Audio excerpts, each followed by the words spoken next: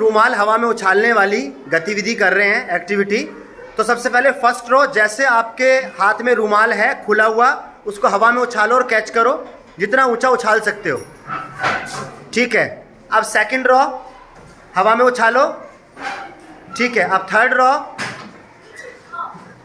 अब fourth row, ठीक है। अब देखिए, अगर हमें इसे बहुत ऊंचा उछालना हो, इस रूमाल को अगर हमें बहुत ऊंचा उछालना हो, तो इसके अंदर हम क्या कर सकते हैं, उसके अंदर हमें पत्थर डाल सकते हैं। पत्थर डालने से क्या होगा कि वो रूमाल हैवी हो जाएगा। अभी वो ज़्यादा ऊपर क्यों नहीं जा रहा है, क्योंकि रूमाल खुला हुआ है। जब आप उसको ऊपर हवा में उछाल रहे हो तो वो हवा से ज़्यादा टकरा रहा है, और हवा उसको आगे जाने से क्या कर रही है, रोक रही है। तो उससे बचने का एक तरीका तो ये है कि इसके अंदर कोई वज़नदार चीज़ डाल दी जाए या कोई पत्थर डाल दिया जाए, जिससे कि रूमाल हवा को तेज़ी से काट सके। लेकिन वो हमें नहीं करना है। क्या बिना पत्थर डाले कोई और तरीका है हवा में रूमाल को उछालने का? सानवी दिखा रही है, उसने रूमाल को क्या किया है, फोल्ड कर लिया है।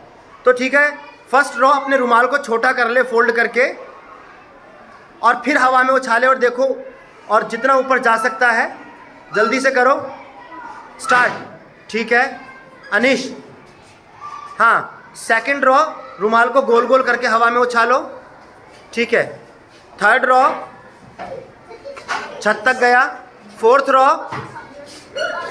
ठीक है, ठीक है। चलिए, बस बस बस, होगा, खेल खत्म, खेल खत्म हो गया बेटा, बस गंदा हो जाएगा रूमाल, बैठ जाइए। अब एक बार बैठ जाइए, ठीक है। तो सभी बैठ जाएं। आपने जब पहले रूमाल को उछाला था खोलकर, तब वो ज़्यादा ऊपर गया था, या जब आपने उसको गोल गोल करके उछाला तब ज़्यादा ऊपर गया? क्या आप में से कोई बता सकता है कि रूमाल को जब गोल गोल करके उछाला गया तब वो ज़्यादा ऊपर क्यों गया? वजन कैसे, उसके अंदर कोई कुछ भर थोड़ी गया था? कोई और बताएगा? कोई बच्चा बताएगा कि रूमाल को जब गोल गोल करके उछाला गया तो वो ज़्यादा ऊपर क्यों गया?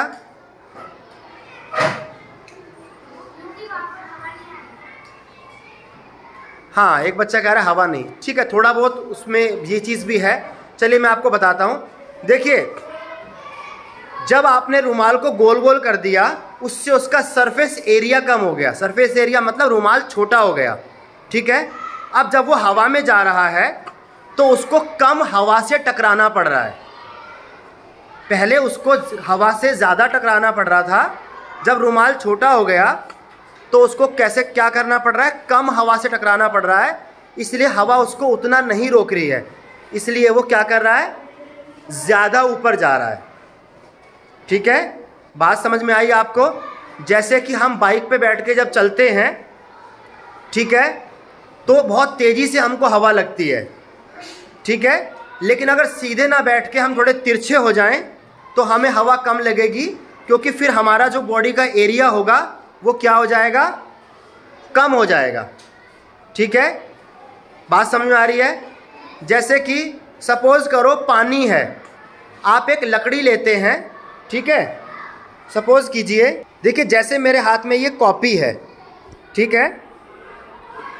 अब पानी के अंदर अगर इस कॉपी को मैं ऐसे धकेलूँगा, ठीक है, तो ज़्यादा ताकत लगेगी, और अगर मैं ऐसे इसको धकेलूँगा तो ज़्यादा ताकत लगेगी क्या? ऐसा क्यों होगा? एक बार पकड़ो मनीष इसको, देखो जब पानी इससे ऐसे टकराएगा तो पानी को टकराने के लिए इतना ज़्यादा एरिया है, इतना ज़्यादा एरिया पानी इसको धक्का मारेगा तो इसको तेज़ी से धक्का लगेगा, ठीक है। तो ये ज़्यादा आगे नहीं जा पाएगी।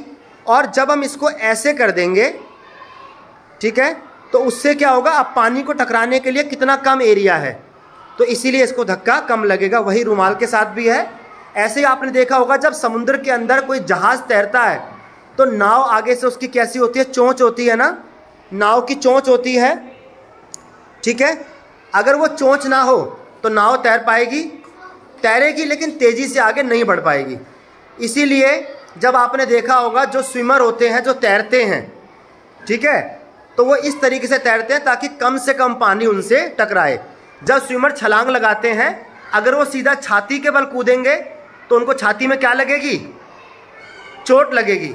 इसलिए जब स्विमर पानी में छलांग लगाते हैं तो सबसे पहले क्या जाते हैं उनके पानी के अंदर, हाथ। और हाथों को कैसे करके रखते हैं वो, कोन की शेप में, तीर की तरह शेप में। पहले हाथ जाते हैं फिर सर जाता है। उससे क्या होता है, पानी बॉडी से कम टकराता है और बॉडी पानी में तेजी से आगे जाती है।